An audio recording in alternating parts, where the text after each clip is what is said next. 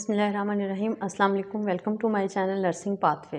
Hope you will be fine. तो जी dear, हम डिस्कस कर रहे थे एंजाइटी डिसऑर्डर। हमने कल इसके लेवल डिस्कस किए। आज हम यहाँ पे इसकी टाइप्स, सिम्टम्स, काजेस, ट्रीटमेंट और इसकी कुछ थेरापीज़ के बारे में डिस्कस करने वाले हैं। सबसे पहले हम आते हैं टाइप्स की तरफ। तो इसकी 4 टाइप्स यहाँ पे, वैसे तो सेवरल टाइप्स इसकी हैं, यहाँ पे मैंने जो डिस्कस किए हैं वो 4 टाइप्स हैं। वो ये हैं कि जनरलाइज एंजाइटी डिसऑर्डर है, पैनिक डिसऑर्डर है, सोशल एंजाइटी डिसऑर्डर है और स्पेसिफिक फोबियाज है।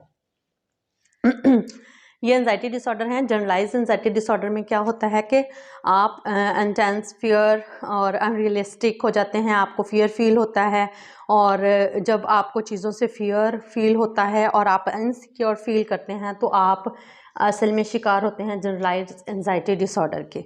उसके बाद अगर हम बात करें तो पैनिक डिसऑर्डर की। पैनिक डिसऑर्डर जो है ना, वो एक ऐसी वर्स कंडीशन या एकदम एक पैनिक अटैक आता है।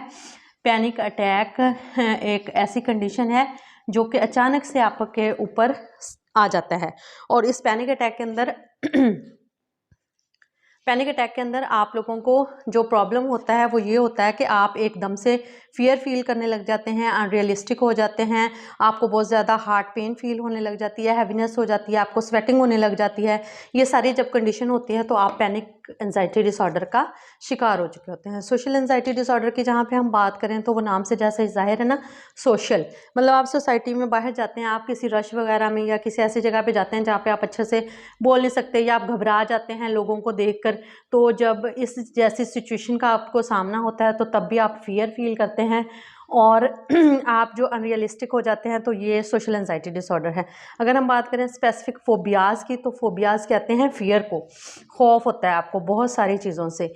कुछ लोग जो है ना वो कुछ लोगों को हाइट फोबिया होता है, कुछ लोगों को फ्लाइट फोबिया होता है, कुछ लोगों को हाइट से होता है, कुछ लोगों को लोगों के अंदर बैठने से, सोशली एगोराफोबिया, इस तरह की टाइप हो जाती हैं। तो ये भी आपको एंजाइटी डिसऑर्डर के अंदर देखने को मिलती है। सिम्टम्स क्या हैं, हमें क्या देखने को मिलता है कि लोगों को क्या होता है जब वो एंजाइटी डिसऑर्डर का शिकार होते हैं। तो लोग जो हैं वो पैनिक हो जाते हैं, फियर फील करते हैं, अनईजी हो जाते हैं। अच्छा जनाब, और इसमें फीलिंग आ जाती हैं, बहुत सारी चेंजिंग आ जाती हैं। अच्छा, स्लीप प्रॉब्लम्स हो जाते हैं, शॉर्टनेस ऑफ ब्रेथ हो जाती है, हार्ट की पल्पिटेशन स्टार्ट हो जाती है, ड्राई माउथ हो जाता है, नोजिया हो जाता है, डिजीनेस हो जाती है। तो जी, इसके बाद आ जाती हैं काजेस कि एंजाइटी डिसऑर्डर होता क्यों है। तो उसके अंदर जेनेटिक्स, इन्वायरमेंटल स्ट्रेस और मेडिकल कुछ कंडीशंस होती हैं। तो जेनेटिक्स की अगर हम बात करें तो इसका मतलब है कि एक जीन से दूसरे जीन्स में ट्रांसफ़र हो जाते हैं। जब मतलब कोई फैमिली हिस्ट्री है, फैमिली हिस्ट्री अगर है तो एंजाइटी डिसऑर्डर की, तो वो अगली जनरेशन में मस्ट ये चीज़ें देखने को हमें मिलती हैं। उसके बाद अगर हम बात करें इन्वायरमेंटल स्ट्रेस की, तो जो इन्वायरमेंटल स्ट्रेस है, मतलब जो हमारे रोज़मर्रा के ज़िंदगी के मसाइल हैं और चीज़ें जो हमारे आसपास की हमारी सिचुएशंस हैं, उसके अंदर जो भी हमें स्ट्रेस मिलता है तो उसकी वजह से हम एंजाइटी डिसऑर्डर की तरफ चले जाते हैं। मेडिकल कंडीशंस, जैसे कि कुछ patients long time bed ridden हो जाते हैं, बेड रिडन होने की वजह से वो अपनी उसकी जो होप होती है लाइफ की वो छोड़ना स्टार्ट कर देते हैं। तो वो किस चीज़ का शिकार हो जाते हैं, एंजाइटी का। अगर हम इसके ट्रीटमेंट की बात करें तो सबसे पहले हम जो ट्रीट करते हैं ना वो सिम्टम्स ट्रीट करते हैं। अगर हम ये देख लें इसके सिम्टम्स, तो इनको हम ट्रीट करते हैं। हर पेशेंट में ये सारी चीज़ें नहीं होती, किसी में ड्राई माउथ होगा, किसी में नौजिया होगा, किसी में फीलिंग्स कुछ होंगी, किसी में फियर होगा, किसी में शॉर्टनेस होगी।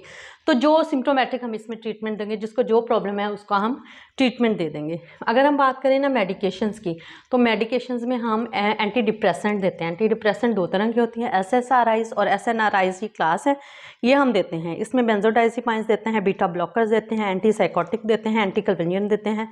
ये तमाम मेडिकेशन जो है ना हम अपने साइकेट्रिस्ट या साइकोलॉजिस्ट के मशवरे के बाद हमने ये मेडिसिन प्रेस्क्राइब करनी है और उसको देनी है उसके मुताबिक, और डोजेज़ वगैरह वो खुद से सेट करके हमें देते हैं। ठीक है जी। उसके बाद अगर हम बात करें, मेडिकेशंस भी हमने दे दी, हमने सारा कुछ कर लिया, अब हम बात करते हैं थेरापीज़ की। थेरापीज़ बहुत ही इंपॉर्टेंट रोल प्ले करती हैं मेंटल हेल्थ में। साइकोथेरापी देंगे और कॉग्निटिव बिहेवियरल थेरापी देंगे, मतलब हम उनका जो माइंड डिस्ट्रैक्ट हुआ है ना उसको अपनी जगह पे वापस लाने के लिए, उनका खौफ ख़त्म करने के लिए, उनके इश्यूज़ को सॉल्व करने के लिए हमें ये थेरापीज़ अप्लाई करना पड़ती हैं।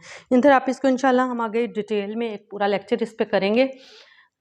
तब तक के लिए मिलते हैं अगली वीडियो के साथ। अल्लाह हाफिज़।